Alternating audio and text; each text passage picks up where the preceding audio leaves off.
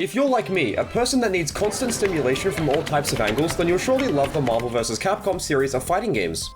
I won't get into a huge history lesson about the series because, well, let's be honest, you're already familiar with it. But what's important for the purpose of this video is that there are plenty of ports of these titles to home consoles, with my favorite of the bunch being the Marvel vs. Capcom collection. Not to sound like a shill, but this game is genuinely amazing at letting people experience these classic games on modern hardware without relying on third-party emulators, and its overall high quality got me thinking. What if we instead focus on the good-for-nothing, terrible, shameful ports of the Marvel games? From Children of the Atom all the way to Ultimate Marvel vs. Capcom 3, let's look at what's considered to be the worst conversion of each of these games to learn why they're considered to be so lackluster. By the way, I'm not including Marvel vs. Capcom Infinite because it's pretty much the same game on all three systems, so there's not much to talk about. Okay, without further ado, let's begin by analyzing Children of the Atom. Although it's pretty clunky by today's standards, Children of the Atom is actually one of my favorite games in the whole series because of its awesome animations and jank gameplay mechanics. Using half of your meter to take throws is super hardcore, but I love it. Anyway, this game looks, sounds, and plays great on the Sega Saturn and the MVC collection, but the PS1 port is infamously bad. There's also an old school PC version of Coda, but I wasn't able to find a copy online for me to try, and I actually heard it wasn't that bad, so we're going to be settling for the PS1 version. For starters, Coda's visual quality has been reduced in order to fit all the game data onto the disc. This probably won't be noticed by casual players, but die-hard fans of the game will pick up on several frames of animation going missing, and it means that some attacks aren't as visually striking when compared to how they look in the arcade version. The PS1 port also runs at a lower resolution than the arcade version, so the developers decided to stretch the image in order for it to render at a true 4:3 aspect ratio. Again, casual fans won't notice this, but those who are dedicated will, meaning that for them, this port is an immediate write-off. However, we haven't even gotten into the best part yet, and this is something that everybody can notice. We've all seen the game's awesome intro movie, right? The one that combines in-game footage with cinematic shots of all the characters? Well, this is what it looks like on the PS1. I haven't edited this, by the way. This is genuinely what it looks like on the console. I have no idea how this was given the okay by Capcom, but it means that if you were excited to play Children of the Atom on your brand new PS1 that you got for Christmas back in the day, you might have raised your eyebrows a little bit at the frame rate. Anyway, the actual game isn't much better. All the characters and gameplay mechanics are here, which is good, but the frame rate ranges from okay to really awful. Even doing something as simple as a basic combo or a special move can tank the frame rate under certain circumstances, and I'm pretty sure I don't need to explain why this is a bad thing. It genuinely feels like the characters are underwater at times, and to be perfectly honest, I just couldn't play this port for more than 10 minutes at a time. The horrid frame rate makes it borderline unplayable at times, and it felt like torture knowing that I was only a few clicks away from playing the arcade version via the collection. So, Coda PS1 doesn't look nor play as great as the original, but we're still not done yet. If you're a fan of Sonic 06 like me, you'll love this, because this game's loading times are noticeably longer than any other version of the game. Whether you're in one of the game's menus, which have also been toned down mind you and they look kind of worse than the original home ports, or you're waiting to start fighting on the character select screen, you can expect to wait for a while. Seriously, if you've got some reading or housework to do, now's the perfect time to get it all out of the way before you start fighting at 7 frames a second. Okay, look, I hate to be completely negative in my videos, so if I had to say one good thing about this port, I guess having all the content is really nice. I mean, the reduced graphical fidelity and loading times makes it a pain to truly enjoy any of it, but at least you could theoretically have fun fighting Sentinel as Wolverine here. Overall, the PS1 port of Children of the Atom is really, really bad. And if you're a big fan of everyone's favorite great console, then look no further than the next game. Out of all of the Marvel vs. Capcom games, this is the one I'm least experienced with, and in my view, the only reason why this game belongs to the series is because of Anita. Without her, it'd strictly be a Marvel fighting game, so thanks Anita. Anyway, the PS1 version is on the chopping block, and a lot of the issues here are brought over from Children of the Atom. All the content from the arcade version makes an appearance, and you can even now play as Dr. Doom and Thanos, who are unplayable boss characters in the original game. They're quite fun, and if you didn't own a Sega Saturn, the PS1 port would have been your only chance at playing as these characters. Like Coda, one of the problems with this port is the frame rate. In my experience, Marvel Super Heroes PS1 feels slightly better than that game, but it's still slower than its arcade version, and this threw me off at first. Trying to hit certain combos and movement techniques in a match is already hard enough in these old fighting games with really strict inputs, but adding an unstable frame rate makes it even trickier. Larger characters like Blackheart and Juggernaut can also lead to even more performance issues, so if you like playing as one of them, I hope you can learn to deal with it. The PS1 conversion's resolution is also smaller than the arcade version, and like Coda, it's been stretched to appear in a 4:3 aspect ratio, so in terms of visuals, this port isn't great. On a more positive note, the characters and backgrounds are big and colorful, which is awesome, but some frames of animation are missing. One of the greatest things about the older Marvel vs. Capcom games is that despite using pixel art, the animators were able to bring these classic characters to life through expressive animations and sounds, but when you start to take away frames of animation, the end product feels slightly stiff. Speaking of sounds, the sound quality is also worse than the original version. It doesn't sound horrible, but the music and speech are noticeably compressed, probably because they had to be squished down in order to fit on the game disc. Before we move on, I'll also add that the loading times are still horrible. Look man, I just want to pick Wolverine and start fighting the other characters in arcade mode, but I have to sit through an eternity before I'm able to do so. I don't know if this is a result of poor optimization or the PS1 specs or whatever, but just like in Coda, it significantly hurts the experience. Other than that, there's not much else for me to say honestly. The PS1 port of Marvel Superheroes is just a worse version of the arcade game. I mean, it's not offensively horrible or anything like that, but the game does lose part of its charm when on this system. And even in the 90s, the arcade original was undeniably the superior way to experience the game. Okay, we're not off to a great start in terms of quality of these ports, are we? So maybe the next game can improve on things a little bit. 1996's X-Men vs Street Fighter is a classic, and it was actually the very first fighting game I ever played as a little kid back in the arcade, so it's very special to me. All of that is to say that seeing how this game runs on the PS1 hurt me a little bit on the inside. You know how this game is known for its crazy tag team battles and screen-filling supers? Well, that doesn't really apply to this version, because X-Men vs Street Fighter PS1 is a one-on-one fighting game. Yep, that's right, the tag mechanics have all been removed. Personally speaking, playing this game without a tag feature just feels wrong. It's such an integral part of not only the arcade version, but also the Marvel vs. Capcom series as a whole, so having it not be here is pretty blasphemous. It's sort of like catching up with an old friend that you haven't seen in 10 years only to find out that they're really into heroin now. Seeing them in action reminds you of all the good times you had together in the past, but nowadays it's pretty awkward. Really stupid analogies aside, the PS1 port's animation quality has also been reduced from the arcade version due to missing animation frames. Even though I am the furthest thing away from an expert on 2D animation, I picked up on this pretty quickly, and it made performing combos and special moves less impactful than the arcade game. The detailed animations and colorful sprite art are some of the best qualities of the original game, so having them be toned down as a result of technical limitations really hurts. The frame rate was also hit with a sledgehammer too, and you can really tell that the PS1 is trying its hardest to run the game properly, but it just can't. There's simply too much going on the screen sometimes in this port for its own good, and it leads to a very underwhelming gameplay experience. Too much of this port is clearly gimped when compared to the original, and after doing some research I found a bunch of conflicting answers as to why. But the common reason given was that Sony's console simply didn't have the RAM required to animate all these sprites of full detail, and when you add in maintaining a stable frame rate of 60 FPS when crazy things like this are happening, it's a no-brainer as to why the console would struggle. There also aren't any cool new modes that help this port stand out, so the content on offer here is very basic. During my time with this version of the game, I thought of a way to best describe it. You know how some games in the 6th console generation will get quote-unquote ports to weaker systems that will just end up being completely different games? This is how I describe X-Men vs Street Fighter on PS1. It may look and sound very similar to its original version, but there are simply too many changes present for me to truly consider this to be the same game. Many reviews I found from back in the day all shared these sentiments by the way, and one even said that it was a cautionary rental at best, which was the 90s game review equivalent of being executed by capital punishment. Ouch. Even casual fighting game fans back in those days knew that this port was clearly technologically inferior to its arcade cousin, and reviews suffered as a result. If you really wanted a home port of this game but you didn't have a Sega Saturn, then the PS1 conversion would have been your only choice, which is a pretty hard pill to swallow. Known for being the black sheep of the older Marvel vs. Capcom games, Marvel Superheroes vs. Street Fighter was Capcom's attempt to slow things down a little bit, after they found out about the infinite combos and otherwise unintentional strategies of X-Men vs. Street Fighter. It's still really fun though, but only if you're playing the arcade or Sega Saturn versions. Unfortunately for us, all the problems from the previous games make an appearance here too. Removed frames of animation, lowered resolutions, frame rate issues, lengthy loading times, and more all lead to this version being the worst way to play the game. Hell, fights on the PS1 are still one-on-one despite every other version of the game being a 2-on-2 tag fighter, and this is once again caused by RAM issues. Normally that'd be about it and we just kind of move on from here to the next game, but during my research I found out that reviews were kind of positive for this version. Even though X-Men vs Street Fighter on PS1 released a pretty negative to mixed reviews, I was able to find a 4 out of 5 and even an 8 out of 10 from critics for this specific port, and I'm not sure why.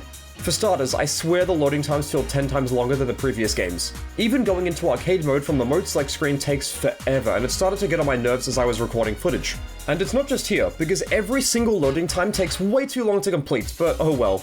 What's cool about this port is that on the mode select, you might be able to see 2 brand new modes. The first of which brings you to this screen, and after making your choice, you're taken to a brand new character select screen. This all seems really exciting at first, but then you realize that it's just a standard survival mode that functions like every other fighting game. I mean, don't get me wrong, it's a nice mode to have, but the unique name got my hopes up. There's also crossover mode, and this lets you fight with 2 of the same characters. Since this is much easier for the PS1 to process in real time, you can now freely tag in and out. Woo!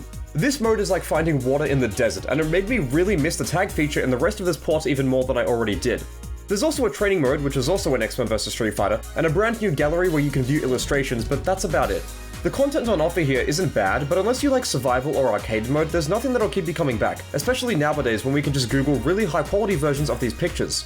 This port is technically better than X-Men vs Street Fighter PS1 due to the brand new content, but the actual performance is the exact same. You can definitely have some fun with your favorite characters in the game's various modes, but only if you can adjust to the wonky frame rate and really long loading times.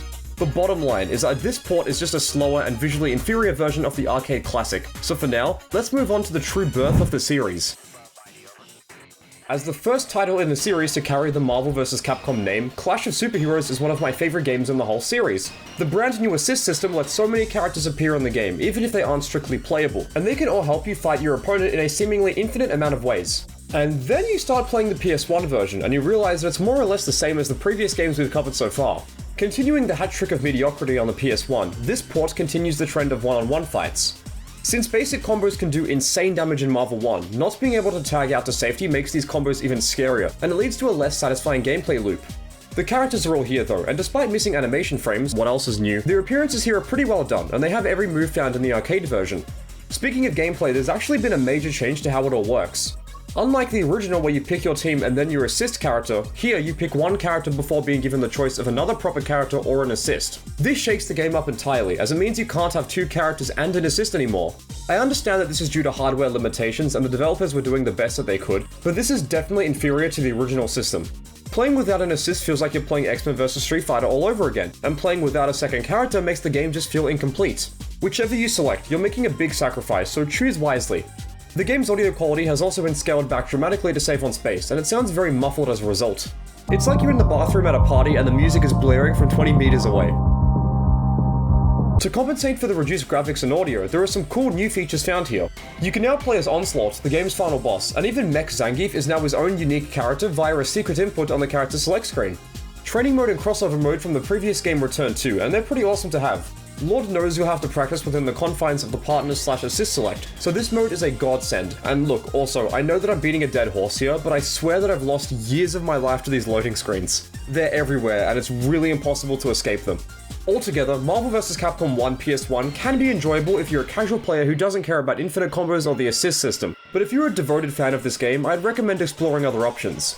Now, I have good news and bad news. The good news is that we're finally moving on from the PS1. Hooray! The bad news is that it's about to get way worse. Marvel vs. Capcom 2 was the first game in the series to take the leap onto the Naomi arcade board, which also let it have a beautiful home conversion to the Dreamcast. I've spoke about this game's ports in greater detail before, so if you'd like to know about all of them, go check this video out. For now though, let's focus on Marvel vs. Capcom 2's iOS port. Yes, this is real, yes, I bought this back in the day, and yes, it sucks. For the first time ever, Marvel vs. Capcom 2 now has touch controls, and these are responsible for movement and attacks. You can perform normal and specials by touching or flicking the attack buttons on the right, and these can lead to combos that don't work in any other version of the game. These combos are really cool to watch, but I can imagine that they totally ruin the game's meta. The performance is also very, very unstable too, as smartphones from the early 2010s just didn't have the processing power required to run a Dreamcast game at 60 FPS. Combining a poor frame rate with a lack of tactile buttons is a recipe for disaster, and the developers just weren't able to make Marvel 2 run on mobile as a result.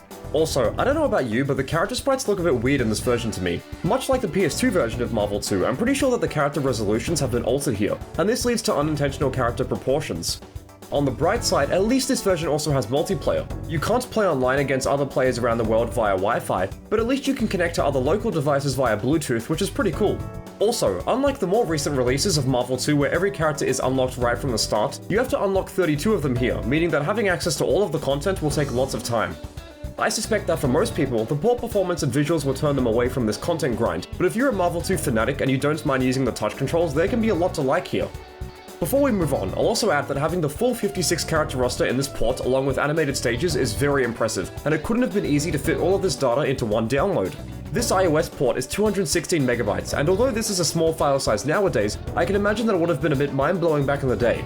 There's only so much that compression can do, and even though qualities of the game do suffer heavily as a result of running on a mobile device, it's still a really cool and obscure part of Marvel vs. Capcom history. Unfortunately, Marvel 2 iOS was delisted ages ago, so the only option you have now is to find the game's APK file online and install it onto an Android device. This port isn't great, not by any standards, but I remember having a lot of fun with it when I was younger, and I wish it was still widely accessible just for the novelty, which also applies to the next game. Moving on to a more modern game now, Marvel vs. Capcom 3 Fate of Two Worlds was released during a time when multi-platform games were mostly the same on either system, and this somewhat applies here. The character roster, content, and audio between the two versions of vanilla Marvel 3 are identical, but the performance is a whole other story. Before we get into the details, I'll add that the PS3 version of Marvel 3 is still enjoyable, and it's not a bad option for casual players. The differences aren't as egregious as the home ports of games like Children of the Atom or X-Men vs. Street Fighter, so this definitely isn't a dumpster fire. The most major problem with this version of Marvel 3 is the frame rate, and you can see frame rate drops everywhere. From big team supers to introductory cutscenes where nothing big is going on, the frame rate can barely maintain a steady 60 FPS sometimes, and it's pretty noticeable. Thankfully, I've never had a problem with the frame rate impacting one of my inputs, but it still dampens the experience when you expect to see a smooth team super playout, and I believe that this is partially caused because of VSync. According to a report I found online from Eurogamer, the PS3 port of Marvel 3 forces VSync on to eliminate any potential screen tearing, although this does lead to an impact on performance. The game renders at 720p without anti-aliasing, although you never notice any jagged edges because of how fast the game moves. Another potential reason for the lowered performance is due to the PS3's graphical bandwidth. As a side note, I'm not an expert on computer graphics, so take all of this with a grain of salt. Okay, as far as I understand, the Xbox 360 only has 512MB of RAM, but the RAM is shared between its CPU and GPU, and its Xenos graphic chips has a streaming speed of 256GB a second. The PS3 also has 512MB of RAM, but the RAM isn't unified, meaning that it has 256MB for RAM and 256MB for VRAM. To put this into an example that humans can understand, if Marvel 3, for example, needs more VRAM than regular RAM, the Xbox 360 can say, okay guys, let's allocate more VRAM into running this game to make sure that it hits a solid 60 FPS. Whereas the PS3 would say, hey Marvel 3, sorry to say this, but look, in terms of VRAM, you get 256MB. Nothing more, nothing less. So you're just gonna have to deal with it. Okay, this is a massive oversimplification of course, but the bottom line is that the Xbox 360's unified RAM helps Marvel vs. Capcom 3 to run better, and it's why we don't see a lot of frame rate drops during big special moves or cinematics in this version of the game. If you go back and watch old tournament footage of vanilla, you can see that most, if not all, competitive matches were being played on Xbox 360 because of the better performance, and this also applies to Street Fighter 4's competitive run back in the day. Again, the PS3 port is far from bad, but the 360's superior performance made it the preferred choice for the competitive crowd. I wish that I could add more to this section of the video, but there's really not much else that I can add. Playing either version will give you the exact same experience, so if you're a casual fan, it doesn't really matter which version you go with. But okay, look, we're done with vanilla, so let's move on to the final game in the video. Most of the PS3's frame rate issues were fixed for the launch of Ultimate Marvel vs. Capcom 3, so we're not going to be covering this version. We're actually not going to be covering any home console version or even the PC version. Instead, let's discuss the often forgotten PS Vita port. Getting Ultimate Marvel 3 to run at 60 FPS on a mid-2010s handheld could not have been easy, so a big shout out to those involved who made it work. The home console version runs on MT Framework, whereas this version runs on MT Framework Mobile, a version of the engine for handheld devices, and the switch between engines feels very smooth. All the characters and content from the home version are here on the Vita, so if you like to play fighting games on the go, this is a very solid way to experience Marvel vs. Capcom 3. The crucial problems I have here, however, are the controls. By the way, the performance also isn't perfect here, as the frame rate can drop sometimes during supers, but I've already beat you over the head with technical specifications throughout the video, so let's move on to something more fun. Most Marvel vs. Capcom players use a fight stick, and as there's no way to get one working with the Vita, that's off the table. But if you're a pad player like me, then this isn't too bad. The analog stick feels inferior to the D-pad, but even this D-pad isn't perfect. I never felt truly in control of my actions, and I'd often drop combos that I normally hit consistently on console. The buttons are also lackluster too. The PS Vita's buttons feel great normally and in other kinds of games, but I feel that they're too small for a game that requires rapid-fire inputs like Marvel, and trying to do proper combos on these can feel quite awkward. On a personal note, I'm a Dante player, so attempting to board cancel on one of these is a whole lot harder than doing it normally, meaning that the small buttons did have a significant impact on how I experienced the game. Another personal note is that I personally use a macro for light, medium, and heavy on R2 on console. This lets me input supers, push block, activate X Factor with 2 inputs, etc., and while you can do this on Vita, you have to sacrifice one of your assists. Because the PS Vita doesn't have triggers and bumpers, you can't have assists and macros at once, so you're forced to choose between the two. This is obviously less than ideal, and it means that players have less freedom with how they map their controls. The only solution here is to just thug it out and make do with what you have, and as I can still hit my Wolverine combos, I've made peace with this limitation. Another drawback involves the visuals. Character models, textures, and lighting have all been reduced in quality, and this is totally understandable. I'm pretty sure that trying to run home console Ultimate Marvel 3 on the PS Vita without any drawbacks at all would cause the poor system to explode, and the drawbacks aren't even that bad. They're most noticeable when you do a super, as the colored background isn't as intense as the home console version, but this is very minor. Visual effects associated with things like flames, fireballs, plasma, and even bullets, for example, all render at a lowered resolution to maintain a steady frame rate, but you don't notice any of this while playing, which is excellent. Despite the graphical downgrades, everything feels how it should, so big moves like foot dive still have their very visceral impact. If you don't mind playing a really fast-paced fighting game on the PS Vita, I really recommend this version of the game if you need to play Marvel away from your console or PC. As technology improves over time, the quality of the worst versions of these games undeniably improved, as we went from borderline unplayable to actually pretty good. There are 1,000,001 ways to have a better experience with all the games that I mentioned throughout the video, but these specific ports all have a place in Marvel vs. Capcom history. It's very easy to play most of them via emulation, although I do recommend actual hardware for Marvel 3 and Ultimate to avoid emulation-specific crashes and bugs. Okay, a big thank you and massive shout out to those who made it all the way to the end of the video. I really appreciate it. Thank you very much for watching my video, have a good day, and I'll see you in the next one.